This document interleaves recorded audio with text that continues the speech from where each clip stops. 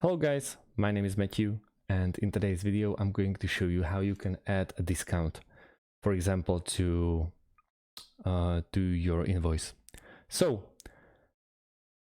first of all, let's go to invoices, and well, obviously you can edit or you can create a new invoice, but if you need to edit it, it can't really be paid already, so you can't really add a discount to already paid invoice. That would be a fraud. So then we're gonna pick the draft, for example, of this particular invoice, and on the top right corner is edit. We're gonna press the edit, and if we scroll, we have this option next to like subtotal. Underneath is add a discount.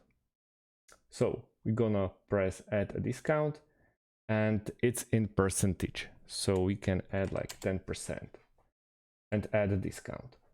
Automatically you will see the 10% discount, which is $250 in particular, and then the new total. You can easily get rid of the discount if it's still in draft, so you can easily just press the little bin and then like use like this and add the discount back. And that's about it. Pretty easy. Thank you guys for watching and see you in the next one. Have a great day and goodbye.